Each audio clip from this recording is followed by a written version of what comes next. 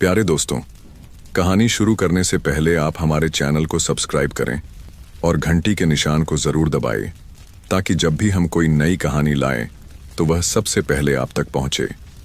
अगर आपको नींद नहीं आती या मन बेचैन रहता है तो ये कहानी सिर्फ और सिर्फ आपके लिए है। तो अब अपने कमरे की सारी लाइट्स बंद कर लीजिए, आराम से लेट जाइए, अपने शरीर को बिल्कुल ढीला छोड़ दीजिए और अपनी सांसों को महसूस कीजिए। न ज़्यादा तेज, न बहुत धीमी, बस वैसे ही जैसे ठंडी हवा धीरे से चेहरे को छूती है। अब हर चिंता, हर सोच को एक एक करके बाहर निकाल दीजिए। आप और हम बस इस पल में हैं। अब तैयार हो जाइए, क्योंकि हम लेकर आए हैं एक ऐसी कहानी जो सिर्फ सुनने के लिए नहीं, महसूस करने के लिए है। रघु, नया चौकीदार, गांव में उस सांझ पहुंचा जब दिन की आखिरी सोने सी लपटें खेतों की मेंढों पर झिलमिला रही थीं। बैलगाड़ियों के पहिए मिट्टी में पतली लकीरें खींचते चले जाते थे और नीम के पेड़ से हवा फीकी फीकी सीटी बजाती उतर रही थी। बस स्टैंड जैसा कोई ठिकाना यहाँ था नहीं। गांव की हद शुरू होते ही कच्ची सड़क नदी की तरह मुड़कर चौपाल पर आकर थम जाती। रघु ने अपने कंधे से बंधी पुरानी थैली ठीक की और कदम चौकी की ओर बढ़ा, जहां टूटी हुई ईंटों की दीवारें किसी पुराने किस्से की तरह टेढ़ी मेढ़ी खड़ी थीं। रघु के भीतर एक धीमी सी घबराहट थी जो वो व्यक्त नहीं करना चाहता था। उसने सोचा, काम तो काम है, चौकी की रखवाली करनी है बस। लेकिन जैसे जैसे वो चौकी के पास पहुंचा, उसे लगा जैसे कोई उसे देख रहा है। पास के बरगद से 2-3 चिड़ियां अचानक फुदक कर उड़ी। चौकी का दरवाजा आधा खुला था, हंसिए की तरह टेढ़ा। दहलीज पर छूने की फीकी रेखा दिख रही थी, जैसे किसी ने पहले भी सीमा खींचकर सावधान किया हो कि अंदर मत आना। रघु ने वह रेखा पार की और धीरे से बोला, कौन? अंदर कोई नहीं था, पर कमरे की हवा में हल्का सा गीलापन और सड़ी किताबों की गंध तैर रही थी। एक पुराने हत्थे वाली कुर्सी पर धूल जमी थी, लेकिन धूल के बीच एक ताज़ा उंगलियों की लकीर भी थी, सीधी, जैसे किसी ने अभी अभी सहलाया हो। दीवार पर एक पीतल की कील से काला सा फोटो फ्रेम टंगा था। फोटो धुंधला था, पर चेहरा साफ दिखता था। चौकीदार की टोपी पहने एक आदमी, जिसकी आंखों में हल्की सी मुस्कान। रघु ने नजर टिका दी। उसकी सांस अटक गई। चेहरा उसका अपना सा, इतना मिलता जुलता कि जैसे वहीं खड़ा हो। उसने पलकों को झपकाया। फोटो धुंधला, फिर साफ। माथे की लकीरें वहीं, हल्की दाढ़ी वहीं, ठोड़ी का ढलान भी वहीं। अरे बाप रे! बाहर से किसी की आवाज आई। रघु चौंक कर मुड़ा। चौखट पर बुजुर्ग अम्मा खड़ी थीं। गांव में सब उन्हें बस अम्मा कहते। उनके साथ 10-11 साल का लड़का सोनू था, आंखों में जिज्ञासा और जेब में मार्बल की गोलियां। अम्मा ने देर तक रघु को देखा, उत्सुकता से नहीं, डर और पहचान के बीच फंसी हुई निगाहों से। तू कौन? उन्होंने कांपती आवाज में पूछा। रघु ने टोपी उतारी। नाम रघु, तहसील से ऑर्डर आया है, यहां चौकी संभालूंगा। अम्मा की आंखें सिकुड़ गईं। तेरा नाम भी रघु? रघु ने सिर हिलाया। सोनू ने धीरे से फुसफुसाया, अम्मा ये तो बिल्कुल। चुप! अम्मा ने उसे डांट दिया। मालिक लोग नाराज होते हैं ऐसी बातें सुनकर, उन्होंने बुदबुदाया। फिर रघु से बोली, पहले वाला भी रघु ही था, पर वो, उनके शब्द गले में अटक गए। वो गया कब, किसी को पता नहीं। बस एक रात को चौकी खाली मिली और सुबह चौपाल पर टोपी तैरती दिखी, तालाब के पास। कमरे में जैसे अचानक ठंड बढ़ गई। रघु ने गला खंखारा। मुझे रहने के लिए यहीं ठीक करना होगा कुछ, कुर्सी, मेज, रजिस्टर। अम्मा ने उंगली से कोने की ओर इशारा किया। वहां टूटा सा संदूक रखा था, जिस पर जंग की परत थी। रघु ने ताला खड़खड़ाया। ताला पहले से खुला था। ढक्कन उठाया तो अंदर पुराना रजिस्टर, एक पीतल की सीटी और लालटेन मिली। लालटेन का शीशा बरसों की धूल से धुंधला, पर बात ही नई सी। अजीब था। उसने रजिस्टर का कवर थामा। किसी ने अपने नाम के ऊपर स्याही का काला धब्बा डाल दिया था। उंगली फेरते हुए उसे लगा कि नीचे का नाम शायद रघु ही था। अम्मा ने हौले से कहा, आज रात चौकी की सीटी मत बजाना, कुछ जाग उठता है। सोनू ने फट से रहस्य खोल दिया। कल रात किसी ने खुद ही सीटी बजाई थी, जबकि कोई था ही नहीं, मैंने सुना। अम्मा ने उसे घूरा। बच्चा है, बकवास करता है, घर चल। वे जाने को मुड़ी, फिर रुकी। ध्यान रखना बेटा, ठाकुर के खेत से दूर रहना, वहां रात सुबह एक नहीं होता। और ये गांव दिखाई जितना सीधा है उतना है नहीं। रघु ने विनम्रता से सिर झुकाया। आप चिंता न करें। पर दिल में एक कांटा सा चुभ गया। ठाकुर और रात का अलग होना क्या मतलब? सूरज ढल चुका था, आसमान बैंगनी और नीली स्याही के बीच फंसा था। रघु ने कमरे की खिड़की खोली। खरी हवा ने पर्दे को थपथपाया। चौकी के पीछे से सूखी घास का मैदान फैलता था, फिर तालाब, फिर दूर ढलान और बाग। बाग में आम के पेड़ अंधेरे में किसी पहरेदार की तरह खड़े थे। उसने लालटेन साफ की, बाती सीधी की और जलाने को हाथ बढ़ाया, पर अचानक उसे लगा जैसे किसी ने उसके कंधे पर हाथ रखा। वह फौरन मुड़ा, कोई नहीं। फिर भी हथेली की गर्माहट साफ महसूस हुई। उसने जल्दी से लालटेन जलाई। हल्की लौ ने कमरे के कोनों में बिखरी छायाओं को खामोश कर दिया, लेकिन फोटो फ्रेम में चेहरा लौ की हर झिलमिल पर जैसे मुस्कुरा कर देखता। तू आ ही गया। रात ने गांव को धीमे धीमे निगल लिया। पास में कहीं ढोलक हारमोनियम की कमजोर सी धुन उठी, शायद कोई कीर्तन था। दूर कहीं कुत्ता भौंका, फिर दूसरा, फिर तीसरा, जैसे कोई अजनबी सीमा पार कर गया हो।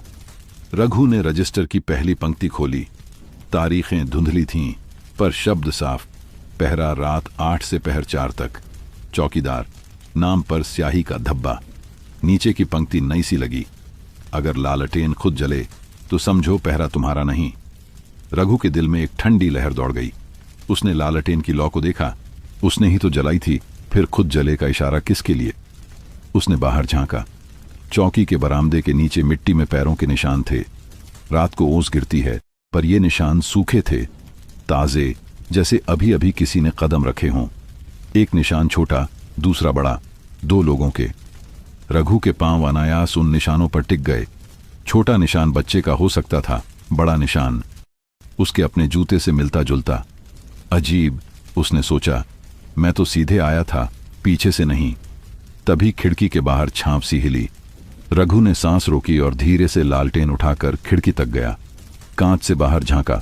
बरगद की जड़ों के पास, दूर नहीं, किसी ने काली टोपी उठाकर जोड़ी हथेलियों से झाड़ दी और फिर धीरे धीरे सरक कर पेड़ के पीछे चला गया। टोपी वहीं चौकीदार वाली। रघु ने हिम्मत बांधी और चौकी का दरवाजा खोलकर बाहर कदम रखा। हवा ठंडी थी, पर मिट्टी गर्म, जैसे दिन की धूप अब भी भीतर भीतर जल रही हो। कौन है? उसने पुकारा। झिंगुर अचानक चुप हो गए। दूर कहीं बैल की घंटी बजी, धीमी, सोई हुई। जवाब में बस पत्तों की सरसराहट आई। रघु ने टोपी के गिरने की आवाज सुनी, टप, जैसे किसी ने जानबूझकर दिखाने के लिए गिराई हो। वो आगे बढ़ा। घास में टोपी पड़ी थी, अंदर पसीने की हल्की गंध थी, पुरुष की मेहनत भरी देह की गंध, पर धूल बिल्कुल नहीं, जैसे अभी अभी किसी ने पहनी और उतारी हो। उसने टोपी उठाई और पल भर के लिए उसे लगा कि किसी का हाथ उसकी कलाई पर हल्के से घूम गया है, एक ठंडी नम हवा की उंगली। उसने टोपी पास की पटरी पर रख दी। अगर तुम हो, सामने आओ, उसने कहा, आवाज को जितना हो सके स्थिर रखते हुए। मैं लड़ाई नहीं चाहता। बरगद के पीछे से कोई नहीं निकला, लेकिन अचानक चौकी के अंदर से सीटी की बहुत धीमी, लगभग फुसफुसाती आवाज आई, जैसे कोई बांसुरी की सबसे पतली धुन हो। रघु का दिल धड़का। सीटी तो संदूक में पड़ी थी, उसने खुद देखा था। वह वापस अंदर दौड़ा। संदूक खुला था। लालटेन की लौ थोड़ा तेज झपकी और थम गई। सीटी वहीं थी, पर उसकी पीतल की नलकी गर्म थी, जैसे किसी ने अभी होंठों से छुआ हो। रघु ने सीटी को देखा, फिर रजिस्टर को। रजिस्टर का पन्ना हवा से नहीं, किसी अदृश्य उंगली से उलटा। दूसरी पंक्ति उभर आई, दहलीज पर कोयले से नाम मत लिखना, जो लिखेगा उसे वही नाम पुकारेगा। दहलीज की तरफ उसकी नजर गई और वो जम गया। दहलीज पर कोयले से लिखी ताजा लकीरें थीं, अक्षर साफ, रघु। ये किसने लिखा? अम्मा और सोनू तो अभी गए हैं, कोई और? उसने झटपट बाहर देखा। बरामदे में हवा थी, पर कोई था नहीं। उसकी रीढ़ में ठंडक दौड़ गई।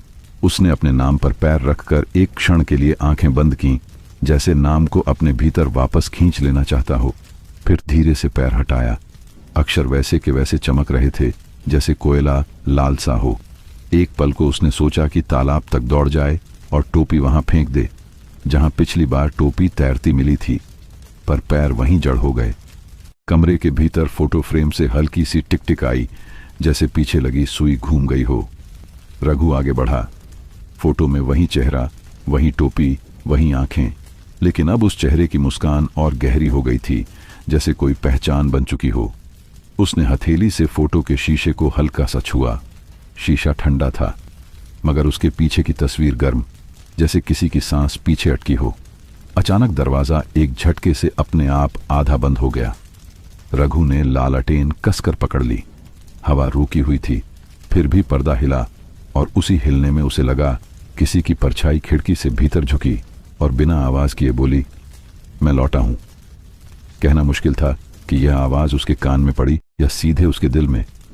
उसने गले से निकला सूखा थूक निकला, फिर दृढ़ होकर बोला, अगर तू लौटा है तो बता, तू कौन? अपना नाम बता। परछाई कुछ पल टिकी रही, फिर खामोश हो गई। बाहर चौपाल की दिशा से पगडंडी पर हल्के कदमों की आहट चली, एक छोटी, एक बड़ी, जैसे वहीं दो निशान फिर से आगे बढ़ रहे हों। रघु ने अपनी टोपी उठाई, लालटेन ऊंची की और दहलीज पार करने ही वाला था कि उसकी नजर फिर से कोयले के अक्षरों पर गई, रघु। और उसी क्षण उन अक्षरों के नीचे खुद ब खुद एक और शब्द उभर आया, लौट। लालटेन की लौ इस बार ऐसे कांपी जैसे हवा नहीं, किसी स्मृति ने उसे छुआ हो। रघु ने कदम पीछे खींच लिया। ठीक है, उसने फुसफुसाया, आज की रात यहीं रहकर तेरी राह देखता हूं। उसने सीटी को मेज पर रखा, रजिस्टर बंद किया और खिड़की के पल्ले थोड़े खुले छोड़ दिए, जैसे किसी को बुलावा दे रहा हो। कमरे की खामोशी में दूर से एक हल्की सी हंसी आई, मासूम या खतरनाक पहचानना मुश्किल था। शायद बच्चा, शायद कोई और। उसने लालटेन की बाती थोड़ी नीचे कर दी। लौ नरम हो गई, नींद जैसी। बाहर बरगद की जड़ें अपनी पुरानी कहानियां बुदबुदाने लगीं। भीतर फोटो फ्रेम की आंखें जैसे चौकी पर पहरा दे रही थीं, और दहलीज पर लिखा नाम कोयले की चमक में धीरे धीरे सांस ले रहा था, जैसे शब्द जीवित हों। रात लंबी थी, लेकिन रघु ने तय कर लिया, वो भागेगा नहीं, वो यहां रुकेगा, सच का पहरा देगा, और जो लौटा है उससे सामना करेगा, चाहे वो इंसान हो, परछाई हो या याद। दूर कहीं ठाकुर के खेत की दिशा से एक सूखी बेसुरी सरसराहट उठी, जैसे खड़ी फसल में बिना हवा कोई चल पड़ा हो। रघु ने आंखें सिकोड़कर सुनना चाहा। सरसराहट ने उत्तर में एक हल्का सा संकेत छोड़ा, आओ, और फिर सब शांत। रघु ने सांस छोड़ी, लालटेन के पास हाथ सेंके और दीवार से टिक कर बैठ गया, पर आंखें खुली रहीं। नींद धीरे धीरे चौकी पर उतरती गई, जैसे कोई अदृश्य पहरेदार शिफ्ट बदल रहा हो। और तभी खिड़की की चौखट पर ठीक लौ की झिलमिल में एक काली टोपी का साया उभरा और गायब हो गया, बिना आवाज के। बाहर मिट्टी में फिर से दो ताजे निशान बन चुके थे, इस बार दहलीज से भीतर की तरफ। रघु की आंखें खुलीं तो बाहर हल्की सफेदी फैल चुकी थी। रात शायद बहुत लंबी रही थी, पर उसे ऐसा लगा जैसे उसने एक पल को भी नींद नहीं ली। कमरे में लालटेन अब भी जल रही थी, पर बाती खुद ब खुद नीची हो चुकी थी। दरवाजा आधा खुला था और मिट्टी पर बने दोनों पैरों के निशान अब कमरे के अंदर तक आ गए थे। रघु ने कांपती उंगलियों से दीवार का सहारा लिया। निशान सीध में खिड़की तक गए थे और वहीं गायब हो गए, जैसे कोई अंदर आया हो पर बाहर गया ना हो। उसने सीटी उठाई। पीतल ठंडा था अब। उसने धीरे से फूंक मारी। आवाज बहुत धीमी, लगभग टूटी सी निकली। फिर भी बाहर कहीं झाड़ियों में कोई हिला। रघु दरवाजे तक गया, झांका। तालाब की दिशा में धुंध की परत थी, वही तालाब जहां पुराना चौकीदार आखिरी बार देखा गया था। गांव अब जागने लगा था। औरतें चक्की घुमा रही थीं, बच्चे स्कूल की थैलियां संभाल रहे थे, लेकिन चौकी के आसपास कोई नहीं आता। सब जैसे अनजाने डर से उसे टाल देते। रघु ने कुर्सी बाहर रखी, बैठकर रजिस्टर खोला। दूसरे पन्ने पर कुछ नया लिखा था। जो सच तलाशेगा उसे पहले अपना अतीत ढूंढना होगा। उसने कसम खाई कि यह लाइन पहले नहीं थी। स्याही गीली लग रही थी। राम राम चौकीदार, एक भारी आवाज आई। रघु ने सिर उठाया। ठाकुर लखन सिंह दरवाजे पर खड़ा था, सफेद कुर्ते में, गले में सोने की चेन, पर चेहरे पर कुछ बेचैनी। नया आया है ना तू? पुराने चौकीदार का क्या हाल सुना था? रघु बोला। सुना कि वो अचानक गायब हो गया। ठाकुर की आंखें कुछ पल चमकी, फिर बोला, गायब नहीं हुआ, भाग गया। चोरी की थी उस नीच ने। रघु ने धीरे से कहा, कौन सी चीज? मेरी जमीन के कागज, गांव के सबूत थे मेरे पास, सब उसने चुरा लिए। अब उसका हिसाब ईश्वर करेगा। ठाकुर मुस्कुराया, पर वो मुस्कान खाली थी, डर और गुस्से का मिश्रण। तू बस चौकी संभाल, बाकी में मत पड़। रघु ने सिर हिलाया, पर दिल में सवाल उभरा, अगर उसने चोरी की थी तो कोई सबूत क्यों नहीं मिला? और वो तस्वीर चौकी में अब भी क्यों टंगी थी? ठाकुर जैसे कुछ छिपा रहा हो। सांझ फिर धीरे धीरे उतरी। हवा में अब पहले से ज्यादा सर्दी थी। तालाब के पास कुत्ता रो रहा था, बार बार एक ही दिशा में देखकर। रघु ने लालटेन उठाई और तय किया कि आज वहां जाएगा। रास्ते में अम्मा मिली, बोली, मत जा बेटा, रात में तालाब अपनी चीजें खुद ढूंढता है। रघु रुका। अम्मा, अगर मैं नहीं गया तो सच कौन बताएगा? अम्मा ने सिर झुका लिया। फिर जो दिखे उसे सच मत मान लेना। तालाब तक पहुंचते पहुंचते रात पूरी उतर आई थी। मेंढ पर खड़ा रघु देखता रहा।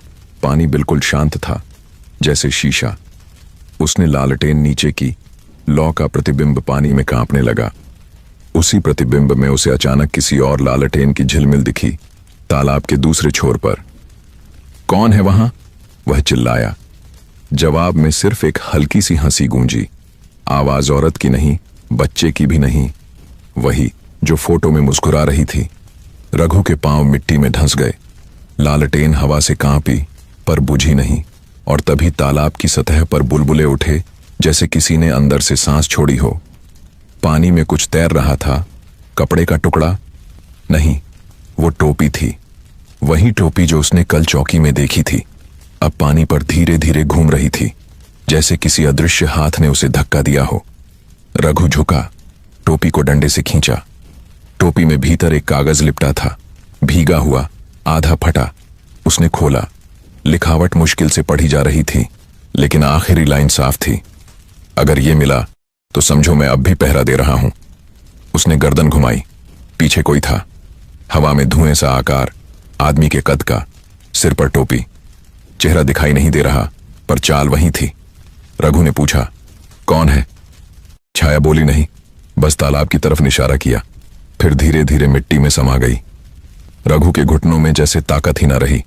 वो लड़खड़ाकर बैठ गया, कागज को सीने से लगाया। पानी से ठंडी भांप उठी और उसके कानों में वही आवाज फुसफुसाई, मैं लौटा नहीं, मैं यहीं था। उसने आंखें खोली। सामने तालाब शांत था, जैसे कुछ हुआ ही ना हो। बस किनारे की मिट्टी पर 2 ताजे कदमों के निशान थे, और दोनों उसके अपने जूतों के जैसे। रघु चौकी की तरफ लौटा तो आसमान में बादल छा चुके थे। बिजली दूर गिरी। एक पल के लिए चौकी का पुराना फोटो फ्रेम खिड़की में चमका, और रघु को कसम थी उस पल उस फोटो में चेहरा मुस्कुरा नहीं रहा था, देख रहा था। रघु चौकी पर लौट आया, पर मन तालाब के पानी की तरह ही बेचैन था। उसने दरवाजा बंद किया, पर लगता था कोई अब भी उसके पीछे चल रहा है। कमरा ठंडा था, लालटेन की लौ छोटी हो चुकी थी। वो लकड़ी की कुर्सी पर बैठा और टोपी को मेज पर रखा। उसी समय सीटी अपने आप मेज से लुढ़क कर जमीन पर गिरी, जैसे किसी ने झटका दिया हो। उसने उठाई, देखा, वही सीटी, पर अब उस पर की जंग चमक रही थी, जैसे किसी ने उसे पॉलिश किया हो। उसने खुद से बुदबुदाया, तू कौन है आखिर? बाहर हवा चली और खिड़की झट से बंद हो गई। रघु उठा, खिड़की खोली तो देखा तालाब की दिशा से धुआं उठ रहा था। धुआं किसी आग का नहीं था, वो ठंडी धुंध थी, लेकिन भीतर से चमकती। उसने लालटेन उठाई और चौकी से नीचे उतरा। रास्ते में मिट्टी गीली थी, जैसे किसी ने अभी अभी पानी गिराया हो। हर कदम पर उसके पैरों के साथ दूसरे पैरों की आहट गूंज रही थी, जैसे कोई कदम कदम पर पीछा कर रहा हो। तालाब के किनारे पहुंचते ही वो रुक गया। पानी शांत, पर बीच में हल्का भंवर बन रहा था। रघु ने नीचे झांका। उसे लगा कोई चेहरा तैर रहा है। आंखें खुली, पर शरीर नहीं।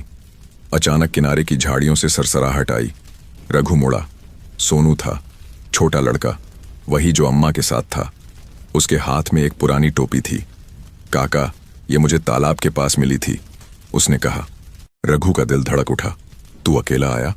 हाँ, मैं रोज यहां खेलता हूं, लेकिन आज तालाब से किसी ने मेरा नाम लेकर पुकारा। रघु झट से उसके पास गया। नाम लेकर? क्या बोला? सोनू धीरे बोला। बोला, सोनू, चौकीदार को सच बता दे। रघु ने बच्चे का हाथ पकड़ा। अब तू घर जा, किसी को मत बताना कि तू यहां आया था। सोनू डर गया और भाग गया। रघु ने टोपी अपने हाथ में ली। गीली थी, पर अंदर मिट्टी नहीं, बालों के 2-3 रेशे चिपके थे, किसी के सिर से अभी अभी उतरी हो जैसे। उसने तालाब की ओर देखा। भंवर अब बड़ा हो चुका था। अचानक पानी में से कुछ ऊपर उठा।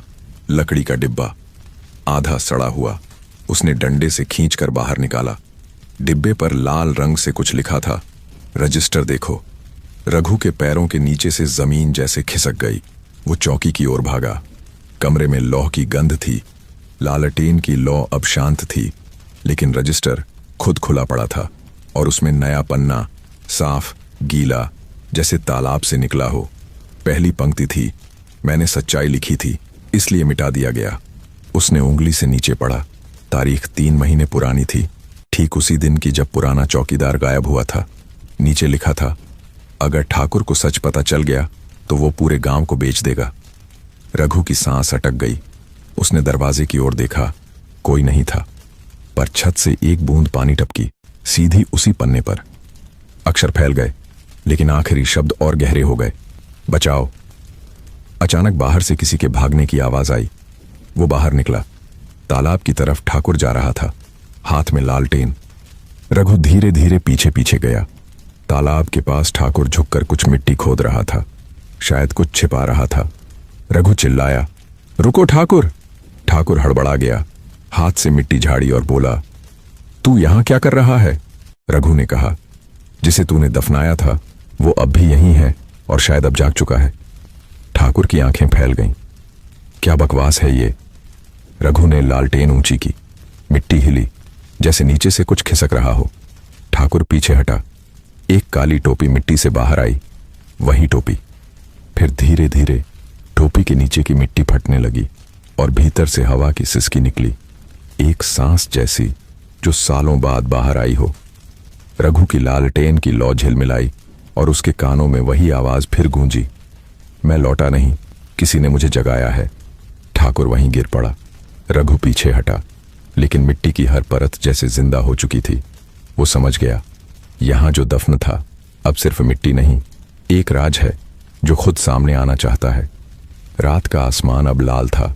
बिजली दूर कहीं चमकी और तालाब की सतह पर धीरे धीरे 2 परछाइयां उभरी, एक रघु की और दूसरी वही पुराना चौकीदार। रात फिर से उतर चुकी थी। चौकी के चारों ओर सन्नाटा घना था, जैसे गांव की हर आवाज किसी अनदेखे डर में छिप गई हो। रघु ने रजिस्टर को अपने सामने खोला। हवा के हल्के झोंके में पन्ने कांप रहे थे और उसी कांपने में एक नया पन्ना खुला जो उसने पहले कभी नहीं देखा था। उस पर लिखा था, अगर मैं लौटा तो कोई नहीं बचेगा। उसने माथे पर पसीना महसूस किया। उसकी उंगलियां कांपने लगीं। शब्द जैसे किसी ने अभी अभी लिखे हों, स्याही अभी तक गीली थी। रघु ने बाहर झांका। बरगद की शाखाओं के नीचे एक परछाई हिल रही थी। वही चाल, वही टोपी। उसने लालटेन उठाई और बरामदे तक पहुंचा। कौन है वहां? परछाई ने जवाब नहीं दिया, बस धीरे धीरे दीवार पर सरकती चली गई और रजिस्टर का पन्ना अपने आप पलट गया। अब जो लिखा था वो और भी भयानक था। जिसे मैं पहचानूंगा उसे मैं अपने साथ ले जाऊंगा। रघु के कानों में जैसे हवा ने सीटी बजाई। दरवाजे पर किसी ने 3 बार दस्तक दी। ठक ठक ठक। वो हिम्मत जुटाकर बाहर गया। कोई नहीं था, सिर्फ दहलीज पर एक ताजी जोड़ी जूतों के निशान और मिट्टी पर कुछ गिरा हुआ। वो झुका। टूटी हुई लाल धागे की माला उसने उठाई। उसके छूते ही कानों में आवाज गूंजी, किसी की भारी सांसें, जैसे कोई ठीक पीछे खड़ा हो। उसने मुड़कर देखा, कुछ नहीं, पर हवा में हल्की फुसफुसाहट। तूने मेरा पहरा ले लिया है, अब सजा भी तेरी है। रघु चौकी में लौटा। अजीब था, दरवाजा अब अंदर से बंद था, जबकि उसने खुला छोड़ा था। लालटेन अपने आप तेज हो गई और उसके प्रकाश में दीवार पर कुछ दिखा। किसी ने नाखून से खुरच कर लिखा था, ठाकुर ने झूठ बोला। रघु के दिमाग में बिजली सी कौंध गई। वो ठाकुर के घर की दिशा में देखने लगा। दूर हवेली की छत पर हल्की लौ झिलमिला रही थी, जैसे कोई वहां भी जाग रहा हो। अचानक खिड़की के बाहर हलचल हुई। अम्मा थीं। वे थकी कांपती आवाज में बोली, बेटा लाल धागा कहाँ मिला? रघु बोला, दहलीज पर। अम्मा की आंखें फैल गईं। वो मत पहनना, उस धागे से पहले चौकीदार की लाश बांधी गई थी। रघु सन्न रह गया। क्या मतलब? ठाकुर ने रात में उसे मारा था, कहा कि चोरी की थी, पर सच्चाई कुछ और थी। तो फिर क्यों सब चुप रहे? अम्मा ने कहा, क्योंकि जिसने बोला वो सुबह तक रहा नहीं। रघु के सीने में डर और गुस्सा एक साथ उठा। उसने माला को जमीन पर फेंका। अब ये चौकी उसकी नहीं, मेरी है। मैं पता लगाऊंगा कि क्या हुआ था। अम्मा ने सिर झुकाया, तो याद रखना, जो उसे जगाता है वो खुद चैन से नहीं सोता। रघु ने चौकी का दरवाजा बंद किया और रजिस्टर फिर खोला। पन्ना खुद खुला। इस बार आखिरी पन्ने पर कोने में धुंधली लिखावट थी, जिस दिन लालटेन अपने आप जले, समझो वो लौट आया है। रघु ने लालटेन की तरफ देखा। लौ झिलमिला रही थी। उसने उसे बुझाने की कोशिश की, पर बाती अपने आप फिर से जल उठी। हवा बंद थी, फिर भी लौ टिमटिमाई और उसके भीतर किसी चेहरे का आकार बना। वो चेहरा वही चौकीदार, मुस्कुराता हुआ, पर अब उसकी आंखें गुस्से से लाल थीं। रघु की सांसें भारी हो गईं। उसने कहा, तू मुझसे क्या चाहता है? और फिर जैसे जवाब में दीवार पर फोटो फ्रेम गिरा और उसके पीछे छिपा एक छोटा सा कागज उभरा। कागज पर लिखा था, मैं निर्दोष था। उसके नीचे खून सा लाल धब्बा फैला हुआ था। रघु ने वो पन्ना उठाया और देखा। अक्षरों के नीचे किसी के उंगलियों के निशान थे, जो धीरे धीरे मिट्टी में बदल रहे थे। बाहर से फिर वही दस्तक, थक थक थक। इस बार रघु ने दरवाजा खोला। कोई नहीं, पर आंगन की मिट्टी पर लाल धागे से बंधी एक चिट्ठी पड़ी थी। उसने खोली। सच, अब ठाकुर के खेत में दफन है। रघु ने सीधा ठाकुर की हवेली की तरफ देखा। हवा फिर वहीं सीटी बजाने लगी। रघु ने लालटेन उठाई और ठंडे आसमान के नीचे धीरे धीरे चल पड़ा। हर कदम पर उसे लग रहा था जैसे कोई पीछे पीछे चल रहा हो, और हर बार जब वो मुड़कर देखता, बस वही पुरानी परछाई जो अब और पास आती जा रही थी। रघु जब ठाकुर की हवेली के सामने पहुंचा तो हवा में मिट्टी और केरोसिन की गंध थी, जैसे अभी अभी कहीं आग बुझाई गई हो। दीवारों पर पुराने दिए धुंधले जल रहे थे और बरामदे में दो नौकर चौकन्ने खड़े थे। दोनों ने रघु को देखते ही एक दूसरे की ओर घबराकर देखा। कौन है? एक ने पूछा। मैं चौकीदार हूं, रघु ने सख्त आवाज में कहा। ठाकुर से काम है। अंदर से भारी कदमों की आवाज आई। ठाकुर लखन सिंह खुद दरवाजे तक आया। उसकी आंखों के नीचे काली लकीरें थीं, जैसे कई रातों से सोया ना हो। उसने झुंझलाते हुए कहा, क्या चाहिए इतनी रात को? रघु ने लालटेन ऊंची की। सवालों के जवाब। ठाकुर, ये चौकी क्यों शापित लगती है? हर रात कोई वहां लौट आता है। ठाकुर की गर्दन तन गई, पर होंठ कांपे। तेरा काम सवाल पूछना नहीं, चौकी संभालना है। और अगर चौकी में किसी की आत्मा पहरा दे रही हो तो? रघु ने उसकी आंखों में देखा। तालाब की मिट्टी में कुछ है, और वो तू जानता है। ठाकुर की सांस तेज हो गई। देखो चौकीदार, तेरी नौकरी अभी शुरू हुई है, खत्म भी हो सकती है। तालाब, चौकी सब मेरी जमीन पर है। रघु बोला, पर जो दफन है वो जमीन का नहीं, जमीर का हका है। ठाकुर कुछ कह पाता, उससे पहले पीछे से एक नौकर भागता हुआ आया। मालिक, खेतों में आग लग गई है। ठाकुर का चेहरा सफेद पड़ गया। कौन आग लगाएगा इस वक्त? वह दौड़ा। रघु उसके पीछे। खेतों की तरफ पहुंचते ही दोनों रुक गए। आधे खेत में आग नहीं, बल्कि लाल रोशनी थी। कोई जलन नहीं, पर हर पौधे के ऊपर हल्की लौ झिलमिला रही थी, जैसे आत्माओं ने दीपक जलाए हों। हवा में सीटी जैसी आवाज थी, वही जो चौकी के आसपास सुनाई देती थी। रघु ने धीरे कहा, देखा ठाकुर, ये आग नहीं, चेतावनी है। ठाकुर चिल्लाया, चुप रहो, ये सब तेरे आने के बाद हो रहा है। तू ही अशुभ है। रघु शांत रहा। अगर मैं अशुभ होता तो तालाब का सच मुझे क्यों दिखता? वो रजिस्टर क्यों बोलता? ठाकुर हंसा, लेकिन हंसी कांप रही थी। रजिस्टर? वो तो मैंने खुद लिखा था, उसके पन्नों में अब झूठ है।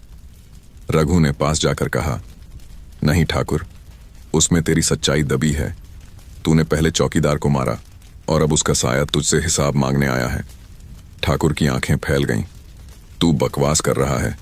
मैंने बस उसे सजा दी थी क्योंकि उसने कागज चुराए थे। कागज या तेरे राज? रघु ने ताना मारा। हवा में अचानक धुएं की गंध और तेज हो गई। रात की हवा ठंडी थी, पर ठाकुर के माथे पर पसीना झलक आया। तभी खेत के बीच से किसी के चलने की आवाज आई, चर्र चर्र। दोनों ने देखा, अंधेरे में वही पुरानी चौकीदार की आकृति। लालटेन की झिलमिल में उसका चेहरा साफ दिखा, आधा धुएं में आधा रोशनी में। वो कुछ नहीं बोल रहा था, बस ठाकुर की तरफ देख रहा था। ठाकुर पीछे हट गया। तू मर चुका है, आवाज आई। मर गया था, पर सच को दफनाने वालों से पहले नहीं। रघु ने महसूस किया, जमीन उसके पैरों के नीचे हिल रही थी। हवा में फुसफुसाहटें गूंज रही थीं, जैसे सैकड़ों आवाजें एक साथ बोल रही हों। वो लौट आया है। वो लौटा नहीं था, वो यहीं था। ठाकुर जमीन पर गिर पड़ा। मैंने गलती की थी, मैंने डर के मारे झूठ बोला था, बस डर के मारे। रघु ने लालटेन जमीन पर रख दी। लौ सीधी उठी और उसी रोशनी में तालाब की दिशा चमकी, जैसे वहां से किसी ने इशारा किया हो। ठाकुर ने कांपते हुए सिर झुकाया। क्या चाहिए तुझे? रघु ने शांत स्वर में कहा। सिर्फ स्वीकारोक्ति। ठाकुर की आवाज टूटी। हाँ, मैंने उसे मारा था। वो मेरे कागज लेकर भागा था, पर वो कागज झूठे थे। मुझे डर था सच उजागर हो जाएगा। रघु ने कहा, अब डर खत्म कर ठाकुर, सच खुद लौट आया है। ठाकुर रो पड़ा। हवा की सीटी अब धीमी हो गई। खेतों की लपटें एक एक कर बुझ गईं। बस राख और मिट्टी की गंध बची। लेकिन जब रघु ने नजर उठाई तो पुराना चौकीदार गायब था। बस वहां एक टोपी रखी थी और उसके नीचे लाल धागा। रघु ने टोपी उठाई, देखा, अंदर लिखा था, ध्यान रखना, मैं अभी गया नहीं हूं। रात के उस सन्नाटे में जब सब कुछ थम सा गया था, तभी हवा में राख की गंध फिर से उठी। रघु और ठाकुर दोनों ने एक साथ खेत की तरफ देखा। अब भी कुछ पल पहले जिन लपटों ने शांत हो जाना था, अब वे फिर से जल उठीं। लेकिन इस बार आग असली थी। ताज़ा धुआं, जलते पत्तों की सड़ांध और हवा में गूंजती वही सीटी, लंबी खिंची हुई, जैसे कोई अपनी मौजूदगी जताना चाहता हो। रघु ने कहा, ये आग खुद नहीं लगी ठाकुर, किसी ने लगाई है। ठाकुर कांपती आवाज में बोला, कौन करेगा ऐसा? अब तो सब खत्म हो गया। नहीं, रघु बोला, अभी कुछ बाकी है। वो दोनों आग की ओर भागे। खेत की मिट्टी गर्म थी, पर आग किसी एक हिस्से में केंद्रित थी, ठीक उसी जगह जहां ठाकुर कुछ दिन पहले नया कुआं खुदवा रहा था। रघु को याद आया, अम्मा ने कहा था कि कुएं की खुदाई में कुछ हड्डियां निकली थीं जिन्हें ठाकुर ने दबा दिया था। आग के पास जाकर रघु ने मिट्टी हटाई। भीतर से टूटी हुई लकड़ी, जली कपड़े की झिल्ली और एक लोहे की अंगूठी निकली। उस पर उभरा था एक नाम, रघुनाथ। रघु का दिल जैसे वहीं रुक गया। उसका पूरा नाम भी यही था। लेकिन अब वो समझ गया, पुराने चौकीदार का भी यही नाम था। ये कैसे हो सकता है? ठाकुर पीछे हट गया। नाम भी वही, चेहरा भी वही। क्या तू इंसान है या? रघु ने उसे रोका। डर मत ठाकुर, मैं जीवित हूं, लेकिन किसी ने चाहा है कि मैं यहां आऊं, शायद उसी की अधूरी कहानी पूरी करने। बिजली गिरी पास के पेड़ पर। धूल और आग की लपटें उड़ी। खेत की सीमाओं पर खड़ी परछाइयां जैसे हिलने लगीं। कई आकृतियां एक साथ, कुछ छोटे, कुछ ऊंचे, जैसे गांव के वो लोग जो बरसों से गुम थे। एक औरत की आवाज आई, सच अब सबको सुनाना होगा। ठाकुर जमीन पर घुटनों के बल गिर गया। मुझे माफ कर दो, मैंने मजबूरी में किया था। पर हवा ठंडी पड़ गई। लौ अचानक नीली हो गई और उसमें चौकीदार की आकृति साफ दिखी, अब और करीब। उसका चेहरा आधा जला हुआ, मगर आंखों में गहरी शांति थी। उसने रघु की तरफ देखा, जैसे उसे पहचान गया हो। रघु ने धीमे स्वर में कहा, तू मुझसे क्या चाहता है? आवाज आई, मेरा नाम साफ कर दे, दुनिया को बता दे मैं चोर नहीं था। मैंने सच छिपाया लेकिन चोरी नहीं की। रघु बोला, सच क्या था? छाया बोली, ठाकुर ने जमीन के नकली कागज बनवाए थे, मैंने उन्हें छिपा दिया ताकि गांव बच जाए, पर उसने मुझे झूठा कहकर दफना दिया। रघु के होंठ कांप गए। उसने ठाकुर की तरफ देखा। ठाकुर रो रहा था, मिट्टी में सिर झुकाकर। मैं डर गया था, मुझे लगता था अगर कागज बाहर आए तो सब खत्म हो जाएगा। अब तू खत्म नहीं होगा ठाकुर, रघु बोला। सच से कोई खत्म नहीं होता, झूठ से होता है। हवा में एक पल के लिए खामोशी छा गई। आग की लपटें अपने आप शांत हो गईं। राख के बीच वही अंगूठी पड़ी थी, अब चमक रही थी। रघु ने उसे उठाया।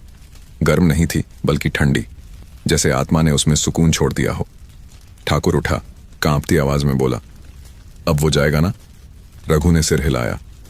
तब तक नहीं, जब तक उसका सच सबके सामने ना आए। दोनों ने खेत की मिट्टी ढकी। जैसे ही उन्होंने आखिरी मुट्ठी फेंकी, हवा में वो सीटी फिर बजी। इस बार तीखी नहीं, कोमल, जैसे किसी ने पहरा बदलने का संकेत दिया हो। रघु ने लालटेन उठाई।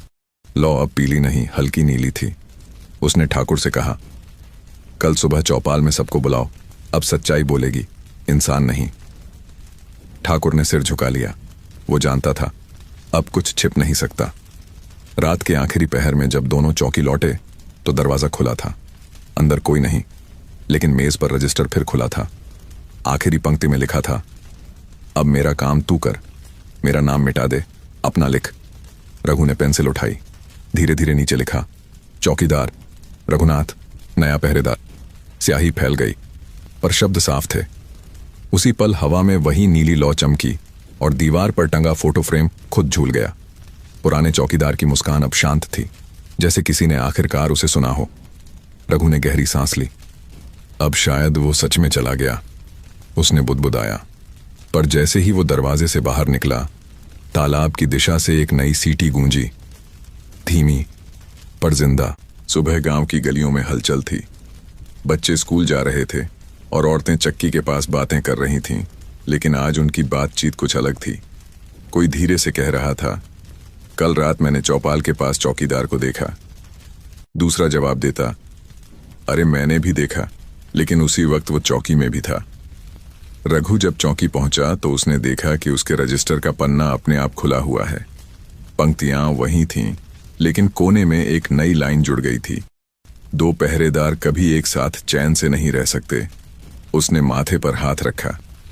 अब ये सब कहाँ खत्म होगा, उसने खुद से कहा। तभी दरवाजे पर दस्तक हुई। अम्मा आई थीं, चेहरे पर डर की झलक। बेटा, उन्होंने कहा, रात को मैंने किसी को चौकी के बाहर खड़ा देखा, तेरे जैसा ही, लेकिन वो कुछ बोल नहीं रहा था, बस देख रहा था। रघु बोला, शायद कोई और होगा। अम्मा ने सिर हिलाया। नहीं, वो तू ही था, पर आंखें लाल थीं। रघु के शरीर में सिहरन दौड़ गई। वो तुरंत बाहर निकला और बरगद की तरफ गया। जमीन पर जूतों के दो निशान, और दोनों एक जैसे। उसने अपने पांव वहां रखे, पूरी तरह मेल खाते। ये क्या हो रहा है? उसी वक्त सोनू भागता हुआ आया, हांफता हुआ। काका, ठाकुर के खेत के पास तू खड़ा था ना? मैं? रघु ने चौकी की ओर इशारा किया। मैं तो यहां हूं। सोनू की आंखें फैल गईं। नहीं, मैंने अपनी आंखों से देखा। तू तालाब के किनारे खड़ा था, वही लालटेन लिए हुए। रघु अंदर दौड़ा। लालटेन वहीं रखी थी। वो अब समझ चुका था, कोई उसकी तरह दिखने वाला या उसकी ही परछाई अब उसके साथ साथ चल रही है। रात आई तो हवा में एक अजीब सी बेचैनी थी। पत्ते भी धीमी सरसराहट में कुछ कह रहे थे। रघु ने तय किया, आज वो देखेगा सच क्या है। उसने चौकी की खिड़की से बाहर झांका। अंधेरे में कुछ नहीं दिखा। फिर अचानक तालाब की दिशा से एक धीमी रोशनी उठी, लालटेन जैसी। वो उठा, अपनी लालटेन लेकर बाहर निकला, पर जो दृश्य उसके सामने था उसने उसकी सांस रोक दी। तालाब के किनारे कोई खड़ा था, ठीक उसकी तरह, वही वर्दी, वही चाल, वही चेहरा। रघु ने पुकारा, कौन है? परछाई ने सिर उठाया और मुस्कुराई, वही मुस्कान जो पुराने फोटो में थी। उसने कहा, तू सोने क्यों नहीं देता? अब मेरा पहरा तू ले चुका है तो मुझे चैन से जाने दे। रघु आगे बढ़ा, अगर तू चाहता है कि मैं तेरी जगह लूं तो पहले मुझे सच जानने दे। तू कौन था? तेरा क्या नाम था? परछाई ने जवाब दिया, रघुनाथ। वही जो तू है। रघु के पैरों तले जमीन खिसक गई। मतलब हम दोनों एक ही आत्मा के दो हिस्से। आवाज आई, एक ने न्याय चुना, दूसरे ने पहरा। रघु ने देखा, परछाई का चेहरा धीरे धीरे मिट्टी जैसा हो रहा था और उसकी आंखें नीली लौ में बदल रही थीं। ठाकुर का सच अब सबको पता है। रघु बोला, तू अब चैन से जा सकता है। पर आत्मा हंसी, नहीं रघु, जब तक गांव में डर जिंदा है मैं नहीं जाऊंगा। ठीक उसी वक्त गांव के दूसरे छोर से किसी और सीटी की आवाज आई, वही जो वो हमेशा सुनता था। अब दोनों दिशाओं से सीटी बज रही थी, एक उसकी जेब में रखी सीटी से और दूसरी तालाब की दिशा से। हवा ठहर गई, झींगुरों की आवाज थम गई। रघु ने लालटेन ऊंची की। तालाब की सतह पर अब दो परछाइयां थीं, एक उसकी और एक ठीक वैसी ही, थोड़ा धुंधली मगर जिंदा। आवाज आई, अब से दो चौकीदार हैं, एक दिन का एक रात का। रघु ने धीरे से कहा, अगर तू रात का है तो मैं दिन का बनूंगा। परछाई ने मुस्कुराकर सिर झुका लिया, और जब दिन और रात मिलेंगे तब मैं सच में चला जाऊंगा। फिर वो धीरे धीरे धुंध में खो गई। रघु ने आसमान की तरफ देखा, चांद आधा था। उसने बुदबुदाया, जब पूरा होगा शायद वो भी चला जाएगा। वो लौटने लगा, मगर उसकी पीठ के पीछे कदमों की आवाज अब भी चल रही थी, ठीक उसकी चाल में, बराबर, बिना किसी अंतर के। रात शांत थी, लेकिन वो सन्नाटा अब रघु को डर नहीं दे रहा था, बल्कि बुला रहा था, जैसे चौकी खुद उससे कुछ कहना चाहती हो। बरगद की शाखाओं की परछाई कमरे की दीवार पर नाच रही थी, और नीचे से लकड़ी के तख्ते चरमराने की आवाजें आ रही थीं। रघु ने लालटेन उठाई और जमीन पर झुक गया। फर्श के बीचों बीच की मिट्टी थोड़ी उभरी हुई थी। उसने हाथ से थपथपाया। खोखली आवाज आई, ये जमीन तो खाली लगती है। उसने बुदबुदाया। उसने तख्ता उठाने की कोशिश की, पर वो अटक गया। उसने रजिस्टर में रखी लोहे की कील ली और जोर लगाया। तख्ता हिला और नीचे से ठंडी हवा निकली, बासी, गीली और मिट्टी की सड़ी गंध से भरी हुई। लालटेन की लौ कांपने लगी। उसने नीचे झांका। सीढ़ियां थीं जो अंधेरे में उतर रही थीं। एक पल को रघु ने सोचा कि सुबह तक इंतजार करे, पर फिर उसे वो लाइन याद आई, सच चौकी के नीचे है। उसने लालटेन कसकर पकड़ी और नीचे उतर गया। पहली सीढ़ी पर ही धूल का गुब्बार उड़ा। दीवारों पर पुराने दिए लगे थे जो अब राख में बदल चुके थे। कुछ जगहों पर नाखूनों से खुरचे निशान थे, जैसे किसी ने दीवारों को पकड़कर बाहर निकलने की कोशिश की हो। रघु का दिल जोर से धड़क रहा था, लेकिन नीचे अंधेरे में उसे कुछ चमकता दिखा। वो झुका। वहां टूटी हुई सीटी पड़ी थी, वहीं जैसी चौकी में रखी थी। उसके बगल में पुराने जूतों का जोड़ा था, आधे सड़े हुए, और सबसे कोने में पत्थर की दीवार के पास एक पीतल का ताला लगा संदूक रखा था। उसने संदूक छुआ। ठंडा था, लेकिन अंदर से किसी हल्की धड़कन की आवाज आ रही थी। उसने धीरे धीरे ताला तोड़ा। अंदर सिर्फ एक चीज थी, एक पुराना नोटबुक जिसके पन्ने पानी से सड़े हुए थे, पर कुछ शब्द अब भी पढ़े जा सकते थे। अगर कोई रघुनाथ ये पढ़ रहा है तो समझो मैं अब भी यहां कैद हूं। रघु की आंखें चौड़ी हो गईं। नीचे हल्की सरसराहट हुई, जैसे कोई सांस ले रहा हो। उसने लालटेन को आगे बढ़ाया। दीवार के कोने में किसी की छाया हिली।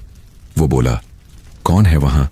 कोई जवाब नहीं, बस वहीं फुसफुसाहट, मत खोल, मत खोल। रघु डर के बावजूद आगे बढ़ा। उसने देखा, दीवार में एक पुरानी ईंट हिली हुई थी। उसने उसे हटाया और भीतर से लिपटा हुआ कपड़े का पूड़ा निकला। खोला।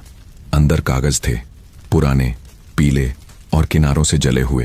पहले ही पन्ने पर लिखा था, ये ठाकुर के नकली जमीन के कागज हैं। जिसने इन्हें छिपाया उसने अपनी जान दे दी। अब सब साफ था। पुराना चौकीदार बेगुनाह था। उसने गांव को बचाने के लिए झूठा कलंक सहा, और शायद इसी जगह उसे दफनाया गया था। रघु ने कांपते हाथों से वो कागज अपने सीने से लगा लिया। उसी पल दीवार से हवा का तेज झोंका निकला। लालटेन बुझ गई। अंधेरे में वही आवाज गूंजी, धन्यवाद। फिर अचानक सीढ़ियों से ऊपर की ओर कदमों की आहट हुई। कोई भागकर बाहर जा रहा था। रघु ऊपर पहुंचा तो दरवाजा खुला था।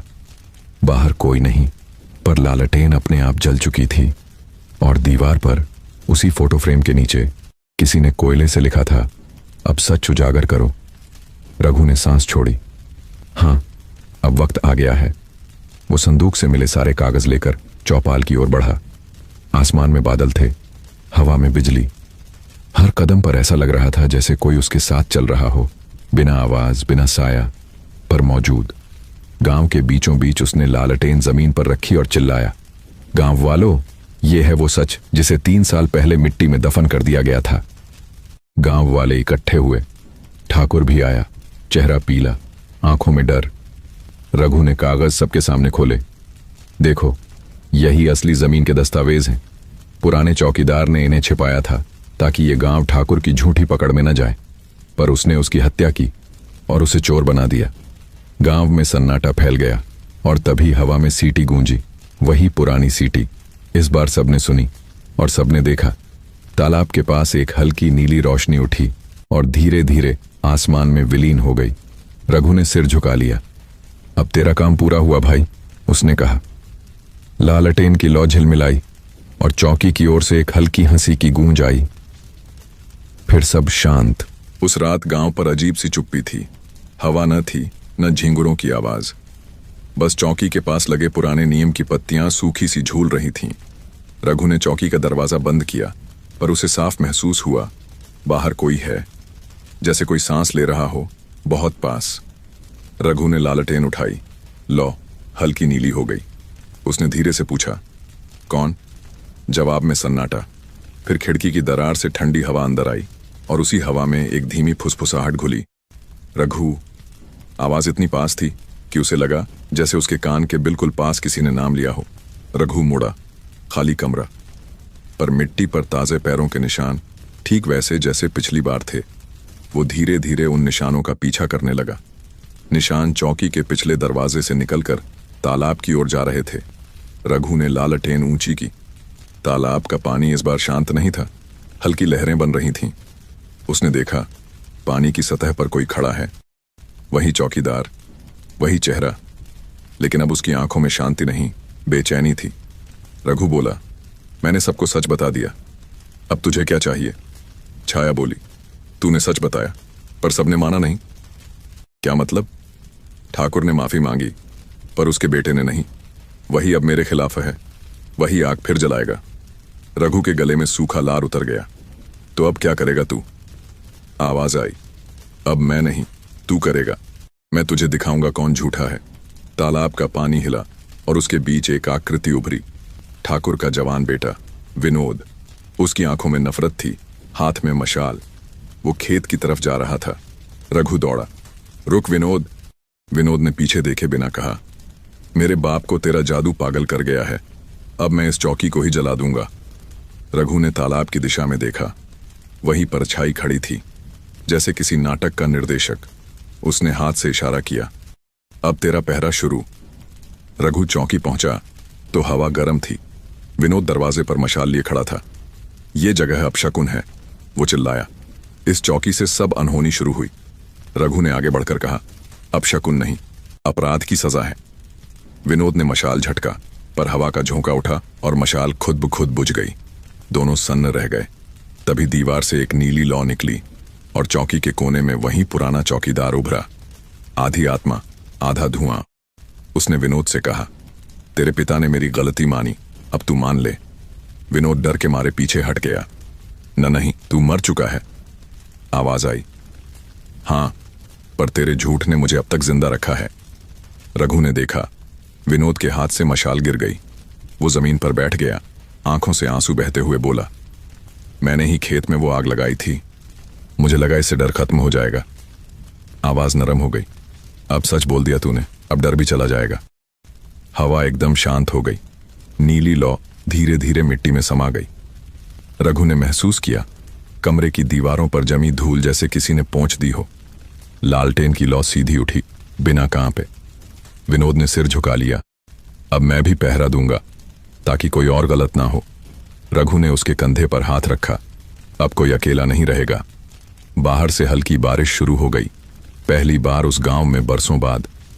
आसमान से पानी गिर रहा था, पर तालाब का पानी बिल्कुल शांत। उसके बीच से एक नीली रेखा उठी, धीरे धीरे हवा में घुल गई। रघु ने ऊपर देखा, फोटो फ्रेम की मुस्कान अब पूरी थी। नीचे वही पुराना रजिस्टर खुद ब खुद खुल गया और उस पर लिखा था, पहरा पूरा हुआ, अब चैन है। वो मुस्कुराया, रजिस्टर बंद किया और चौकी के बाहर गया। आसमान साफ था, हवा ठंडी और मिट्टी से भाप उठ रही थी। उसे महसूस हुआ कोई उसके साथ चल रहा है, लेकिन इस बार परछाई नहीं, बस सुकून। रघु ने आखिरी बार चौकी की तरफ देखा। लालटेन की लौ धीरे से बुझ गई, जैसे कह रही हो, अब मैं सच में चला गया। सुबह की हल्की धुंध चौकी के दरवाजे से अंदर घुस रही थी। हवा में गीली मिट्टी की खुशबू थी, लेकिन उसमें कुछ बेचैनी घुली हुई थी। रघु रात भर जागता रहा था। नींद आंखों में नहीं थी, बस एक सवाल बार बार घूम रहा था, वो मैं ही था या कोई और। वो उठा। लालटेन बुझी हुई थी, मगर शीशे पर किसी के हाथ के निशान थे, 5 उंगलियों के, ताजे, जैसे किसी ने अभी अभी उसे छुआ हो। उसने शीशे को पोंछा और उसी वक्त रजिस्टर अपने आप खुल गया। इस बार उसमें सिर्फ 2 शब्द लिखे थे, आजा। रघु ने सांस भरी और बाहर निकला। धूप हल्की थी, लेकिन बरगद की छाया गहरी। उसने देखा, तालाब की दिशा में फिर वही नीली चमक। वो बढ़ा, कदम दर कदम। हर बार मिट्टी थोड़ी ठंडी होती गई, हवा और भारी। तालाब के किनारे पहुंचते ही उसने देखा, पानी के ऊपर कोई खड़ा है। इस बार परछाई नहीं, वो खुद था। चेहरा, वर्दी, चाल सब वैसा ही। सिर्फ एक फर्क, दूसरे रघु की आंखों में कोई सफाई नहीं थी, वहां भीतर एक तूफान था। तू कौन है? रघु ने पूछा। आवाज आई, मैं वो हिस्सा हूं जिसे तू मानने से डरता है। मैं वो रघुनाथ हूं जो मर गया था, और तू वो है जो उसकी जगह जी रहा है। रघु पीछे हटा। नहीं, मैं असली हूं। असली? छाया हंसी। असली वही होता है जो सच्चाई से भागे नहीं। तू सच्चाई से भाग रहा है, मेरे दर्द से, मेरे अंत से। हवा में अचानक ठंड बढ़ गई, पानी में नीली लहरें उठने लगीं। रघु ने लालटेन उठाई और उसका उजाला दोनों के बीच गिरा। दोनों की परछाइयां जमीन पर एक जैसी दिखीं, एकदम एक। अगर तू मैं है तो तू चाहता क्या है? रघु ने पूछा। आवाज आई, मुक्ति। पर मुक्ति किसी एक की नहीं, दोनों की होगी। जब तक तू स्वीकार नहीं करेगा कि तेरे भीतर मेरा अंश है, तब तक कोई चैन नहीं पाएगा। रघु की आंखें नम हो गईं। मैंने सबको सच बताया, तेरा नाम साफ किया, और क्या करूं? अपने भीतर झांक, आत्मा बोली। जिस डर से मैंने हार मानी थी, वही अब तेरे अंदर पल रहा है, अकेलेपन का डर। तू भी मेरे जैसा हो जाएगा अगर इस चौकी से बंधा रहा। हवा की गति बढ़ी, पानी से भाप उठने लगी। चारों ओर अंधेरा फैल गया, जैसे दिन अचानक खत्म हो गया हो। रघु ने महसूस किया, जमीन उसके पैरों के नीचे कांप रही है, जैसे कोई गहरी सांस भीतर से निकलने को हो। अगर मैं तेरी मुक्ति हूं, उसने कहा, तो मुझे क्या करना होगा? दूसरा रघु बोला, सीटी बजा। वही सीटी जो मैंने आखिरी बार बजाई थी, उसे बजा और जो होगा उसे स्वीकार कर। रघु ने जेब से पीतल की सीटी निकाली। उसकी सतह ठंडी थी, मगर उसमें किसी की धड़कन जैसे गूंज रही थी। उसने गहरी सांस ली और फूंक मारी। सीटी की आवाज हवा को चीरती हुई तालाब के ऊपर फैल गई। अचानक नीला धुआं उठा और दोनों रघु एक दूसरे के सामने आ गए, इतनी पास कि दोनों की सांसें एक हो गईं। आत्मा बोली, अब तू और मैं अलग नहीं रहेंगे, तू मेरा अधूरा हिस्सा पूरा करेगा। रघु ने कहा, अगर ऐसा है तो मैं तेरा वादा निभाऊंगा। ये चौकी अब कभी बेगुनाह का खून नहीं देखेगी। धुआं धीरे धीरे मिट्टी में उतरने लगा। रघु ने देखा, दूसरा वो मुस्कुरा रहा था और उसकी आकृति हल्की होती जा रही थी। अब जा, आत्मा बोली, और चैन से जी। रघु के गाल पर ठंडी हवा की थपकी लगी, जैसे किसी ने प्यार से अलविदा कहा हो। फिर सब शांत। तालाब फिर वैसा ही हो गया, स्थिर और निःशब्द। रघु ने नीचे देखा। जमीन पर वही अंगूठी पड़ी थी जिस पर लिखा था रघुनाथ। उसने उसे उठाया और अपने हाथ में पहन लिया। धीरे धीरे सूरज की पहली किरण पानी पर पड़ी और तालाब की सतह से नीली झिलमिलाहट गायब हो गई।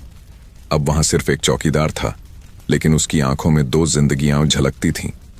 रघु ने हल्की मुस्कान के साथ कहा, अब पहरा सिर्फ रात का नहीं, आत्मा का भी होगा। सुबह का सूरज लाल था, जैसे रात की आखिरी आग अब भी आसमान में झिलमिला रही हो।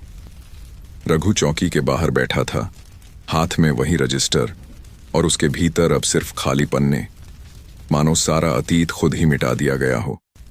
लेकिन गांव में अब भी डर था, और उस डर की जड़ थी ठाकुर। ठाकुर पिछले 2 दिनों से बाहर नहीं निकला था। हवेली की खिड़कियां बंद और भीतर से कभी कभी चीख जैसी कोई आवाज। गांव के लोग कहते, उसे चौकीदार की आत्मा सता रही है। कोई कहता, वो अपने पापों के नीचे दब गया है। रघु ने ठान लिया, आज सब खत्म करेगा। वो हवेली पहुंचा। दरवाजा अर्ध खुला था, अंदर अंधेरा और धुएं की गंध। झूमर टेढ़ा लटक रहा था और फर्श पर टूटी शराब की बोतलें। ठाकुर कुर्सी पर बैठा था, सूखे होंठ, लाल आंखें और कांपते हाथ। तू आ ही गया। उसने कहा, अब तो चैन मिल जाएगा। रघु ने कहा, सच को बोलने से डर लगता है ठाकुर। ठाकुर हंसा, पर वो हंसी पागलपन से भरी थी। सच? अब सच क्या बचेगा रघु? मैंने तो खुद को भी झूठा बना लिया है। रघु ने आगे बढ़कर कहा, तेरे बेटे ने सब मान लिया। उसने अपनी गलती कन्फेस की। अब तेरी बारी है। तू अगर सच नहीं बोलेगा तो तेरा डर तेरी जान ले लेगा। ठाकुर उठने की कोशिश में गिर पड़ा। वो लौट आता है हर रात। कौन? वो? उसने कांपते हाथ से चौकी की दिशा में इशारा किया। वो रघुनाथ। मैंने उसे तालाब में नहीं दफनाया था रघु। मैंने उसे चौकी के नीचे छोड़ा था, ताकि उसका साया हमेशा वहीं रहे, मेरे रहस्यों की रखवाली करे। रघु की आंखें फैल गईं। तो तू ही उसकी मौत का असली जिम्मेदार था? ठाकुर ने सिर हिलाया। मैंने ही मारा था उसे। पीठ पर चोट मारी, वो गिरा, सांसें रुक गईं, पर वो मरने से पहले कह गया, मैं लौटूंगा। और वो लौटा। अचानक हवेली की दीवारों पर छाया दौड़ गई। खिड़कियों से हवा अंदर आई। दिए अपने आप जल उठे। ठाकुर चीख पड़ा, देख, वो आ गया। कमरे की हवा नीली हो गई। रघु ने देखा, सामने वही आकृति, चौकीदार की आत्मा, अब शांत नहीं, क्रोधित।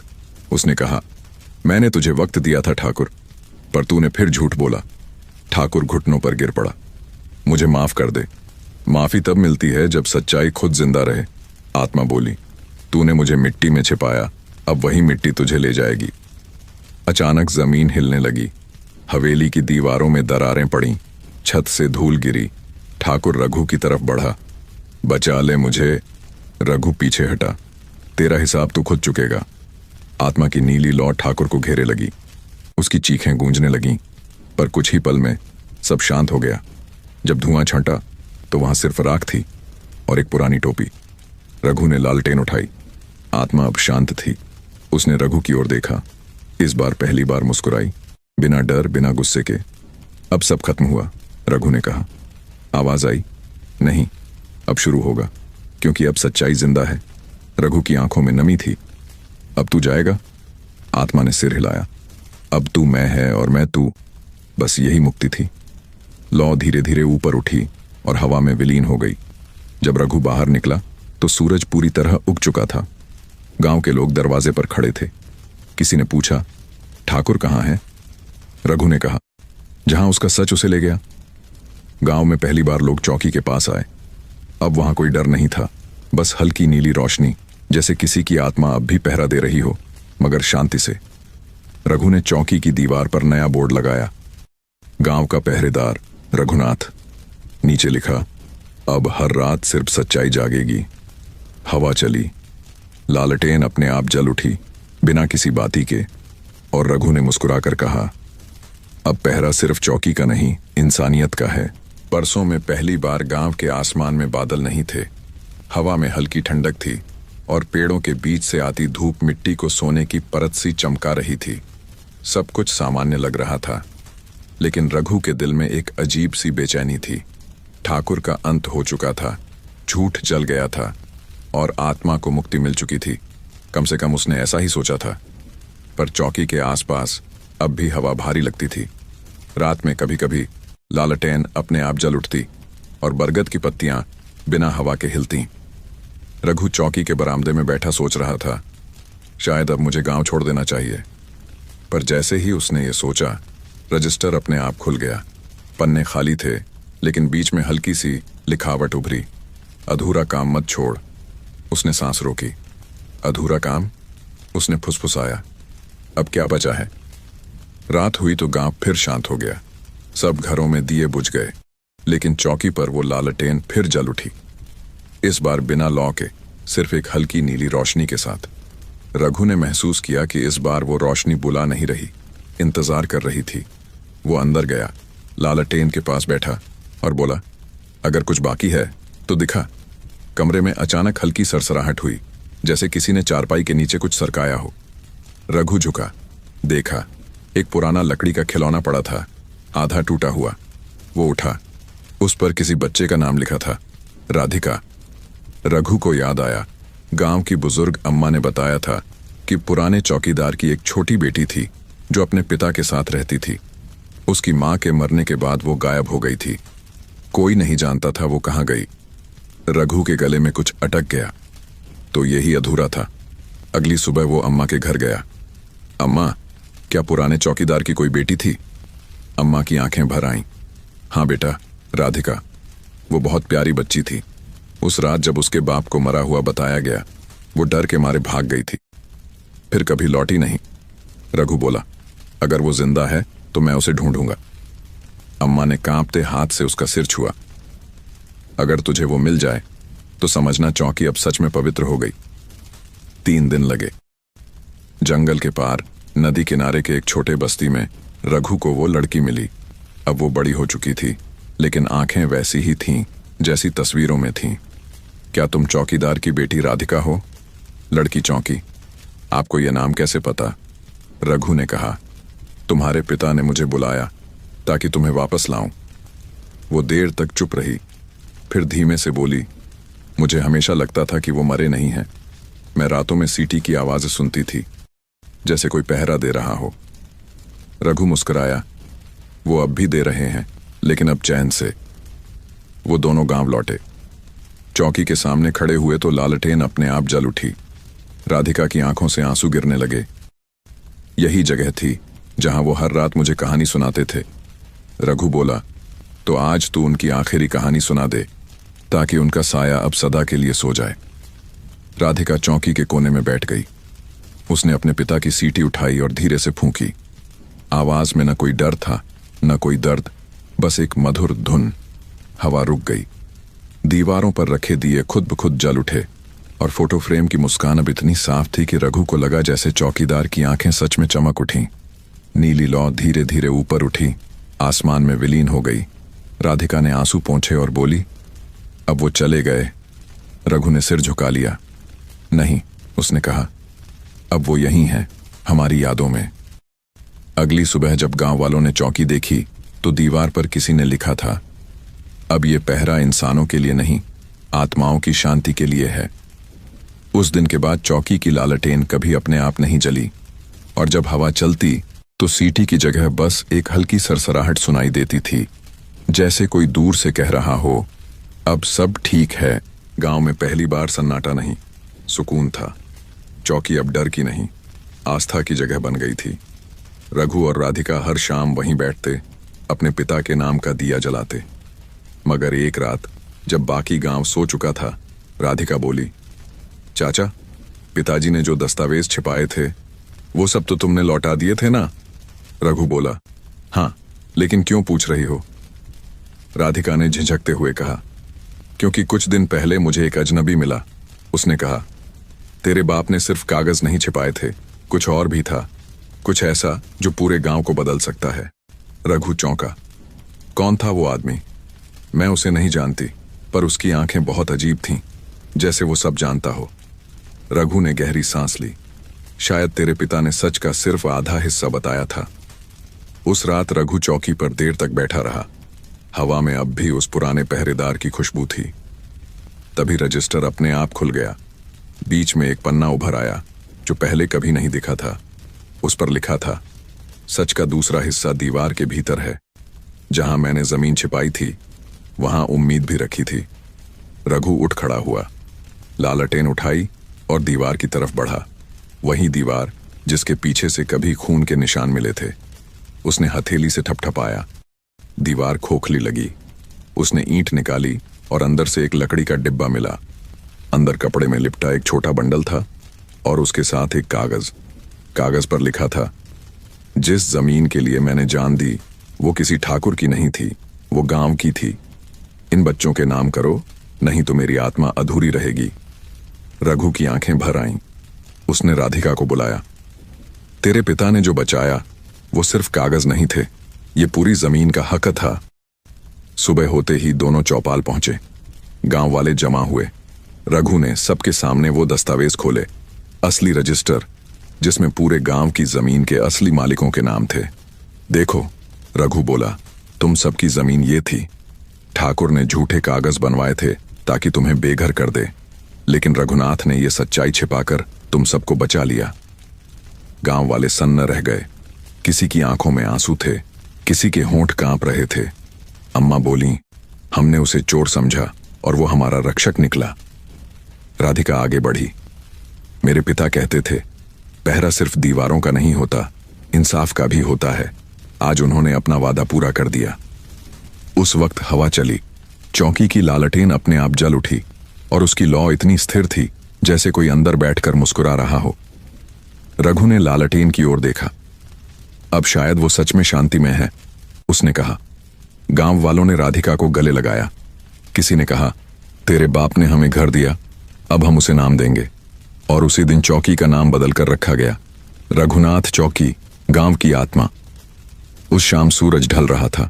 रघु और राधिका बरगद के नीचे बैठे थे। राधिका बोली, अब मैं यहीं रहूंगी, चौकी मेरी भी है। रघु मुस्कुराया, हां, अब इस चौकी को किसी चौकीदार की नहीं, एक बेटी की जरूरत है। रात हुई तो हवा फिर वही पुरानी धुन लेकर आई। लालटेन जल उठी, लेकिन इस बार लौ पीली नहीं, सुनहरी थी, मानो किसी ने ऊपर से आशीर्वाद दिया हो। और बरगद के नीचे मिट्टी में धीरे धीरे अक्षर उभरे, अब सच सुरक्षित है। रघु ने मिट्टी को छुआ और कहा, अब तुम्हारा पहरा खत्म रघुनाथ, अब ये तुम्हारी बेटी निभाएगी। और तब पहली बार चौकी की हवा में सन्नाटा नहीं, एक हल्की सी ठंडी शांति फैली, जैसे गांव की आत्मा ने आखिरकार गहरी नींद पाली हो। रात फिर आई, लेकिन इस बार उसका रंग अलग था। चौकी पर अब न डर था न फुसफुसाहटें, बस एक ठहरी हुई खामोशी। रघु चौकी के बरामदे में बैठा था और राधिका पुराने दस्तावेजों को सहेज रही थी। हवा में बरगद के पत्तों की मीठी सरसराहट थी, जैसे कोई लोरी गा रहा हो। पर चौकी की दीवार पर कुछ था जो दोनों की नजरों से छूट गया था। नीचे की एक ईंट पर नई दरारें पड़ी थीं, जैसे किसी ने भीतर से खुरचने की कोशिश की हो। अगली सुबह जब धूप फैली तो राधिका ने देखा, दीवार पर कोयले से कुछ लिखा है। सच, अब भी अधूरा है। वो भागकर रघु के पास आई। देखो चाचा, ये किसी ने लिखा है। रघु ने गौर से देखा। अक्षर ताजे थे, किसी ने रात में लिखा था, लेकिन चौकी तो बंद थी। शायद हवा से बना हो, राधिका ने कहा। रघु ने सिर हिलाया, नहीं, हवा लिखती नहीं, सिर्फ याद दिलाती है। उसने दीवार को थपथपाया। आवाज खोखली थी। उसने लोहे की छेनी उठाई और धीरे धीरे ईंट निकालने लगा। जैसे ही तीसरी ईंट निकली, अंदर से एक छोटी तिजोरी मिली। जंग लगी, पर ताले पर नया धागा बंधा था। ये तो हाल ही में बांधा गया है, रघु बोला। किसने छुआ इसे? राधिका ने डरते हुए कहा, कल गांव में कुछ लोग आए थे, ठाकुर के रिश्तेदार, शायद उन्होंने। रघु ने ताला तोड़ा। तिजोरी के अंदर दो चीजें थीं, एक पुराना नक्शा और एक कागज का टुकड़ा जिस पर लिखा था, सच को अधूरा छोड़ना सबसे बड़ा झूठ है। नक्शा देखते ही रघु के चेहरे का रंग उड़ गया। ये तो गांव का नक्शा है, पर देख, यहां से नदी का रास्ता सीधा तालाब के नीचे जाता है। राधिका बोली, मतलब तालाब के नीचे कुछ है?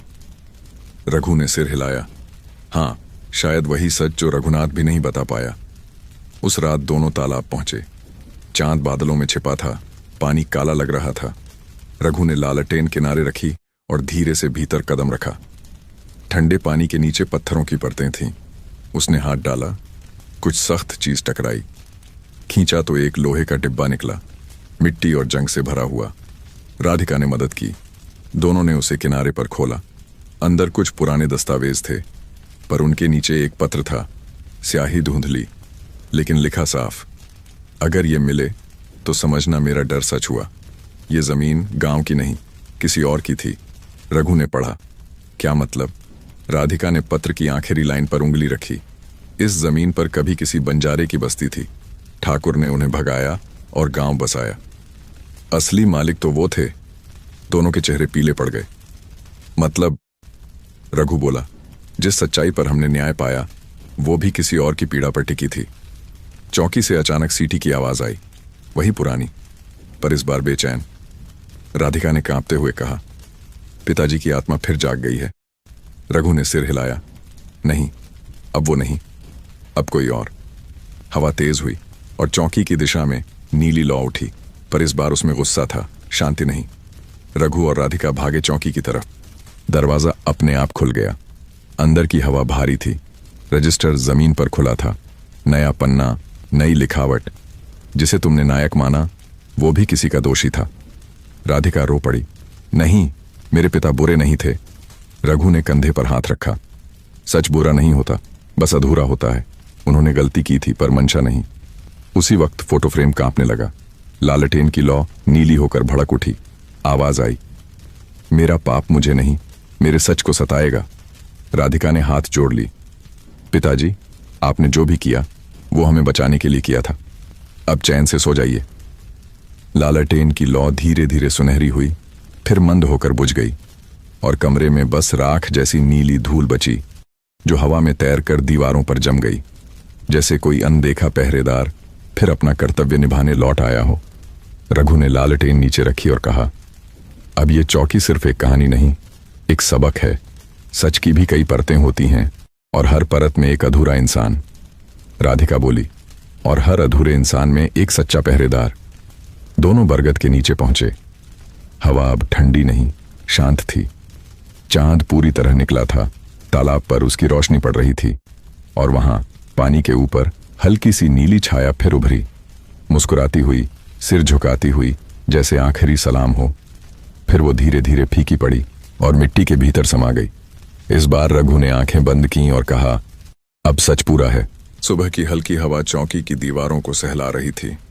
लालटेन अब बुझी हुई थी, लेकिन उसकी कांच की परत पर नीले धुएं का हल्का निशान अब भी था, मानो कोई अदृश्य पहरेदार अब भी अपनी ड्यूटी पर हो। रघु बरामदे में बैठा था, दोनों हथेलियां घुटनों पर रखे, आंखें तालाब की ओर। उसके चेहरे पर थकान नहीं, एक सुकून था जो कभी उसने महसूस नहीं किया था। राधिका पास आई, हाथ में फूलों की थाली थी। आज सब गांव वाले आएंगे, उसने कहा। क्यों? चौकी का नाम बदलना है। अब यह रघुनाथ स्मृति चौकी कहलाएगी। गांव के हर बच्चे को सिखाया जाएगा कि सच को कभी दफन मत करना। रघु मुस्कुराया। शायद अब मेरा काम पूरा हुआ। नहीं चाचा, राधिका बोली, अब तो तुम्हें यहां रहना चाहिए, यही तुम्हारी जगह है। रघु ने धीमे से कहा, नहीं बेटी, पहरेदार कभी एक जगह नहीं रहता। जब जगह को सुकून मिल जाए वो आगे बढ़ जाता है। उसकी आवाज में अजीब सी गहराई थी, जैसे किसी पुराने पेड़ से गिरा पत्ता हवा को धन्यवाद दे रहा हो कि उसने उसे उड़ने का मौका दिया।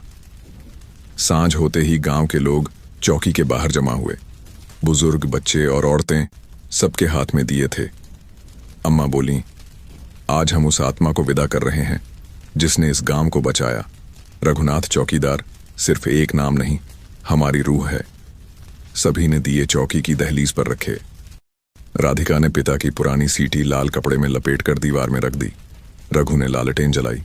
इस बार लौ पीली नहीं, सफेद थी। अब यह लौ किसी पहरे के लिए नहीं, याद के लिए जलेगी, उसने कहा।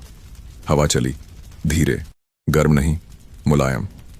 पत्तों की सरसराहट में जैसे कोई आखिरी बार फुसफुसाया, अब सच चैन से सो सकता है। गांव वाले लौट गए। रात उतर आई।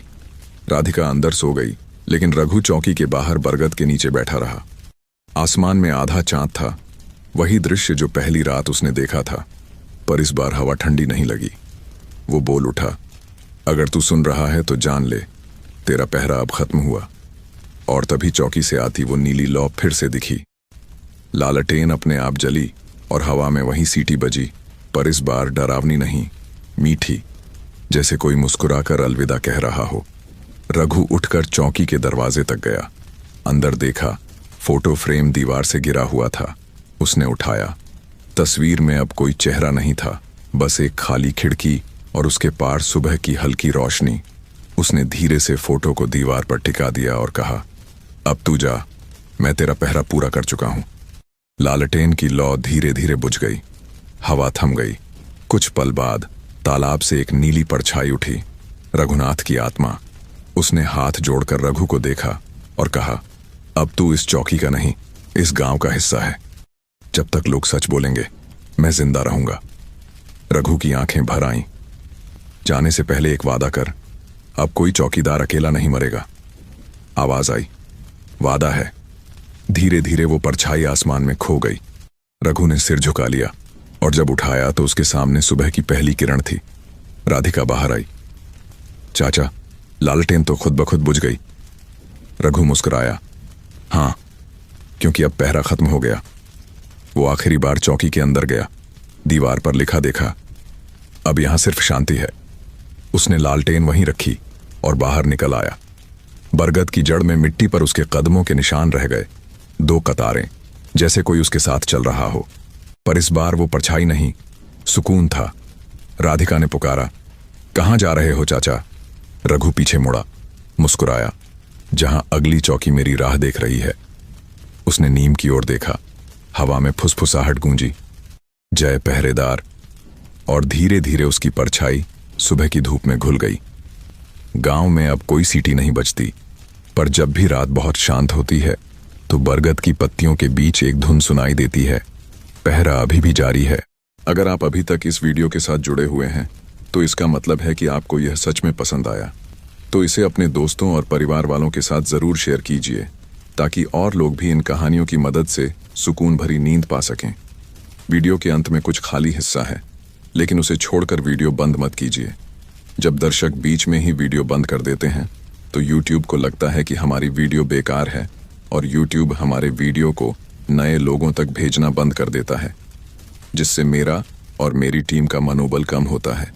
और जब हमारी वीडियो अच्छी परफॉर्म करती है तो हमें मोटिवेशन मिलता है आपके लिए अच्छी और सुकून भरी कहानियां लाने का। आप हमारे वीडियो को ज़्यादा लोगों तक पहुंचाने में योगदान दे सकते हैं। अपने मोबाइल का वॉल्यूम थोड़ा कम कर दीजिए, फ़ोन साइड में रख दीजिए, आंखें बंद कीजिए, लंबी गहरी सांस लीजिए और इस वीडियो के साथ आराम से सो जाइए। शुभ रात्रि।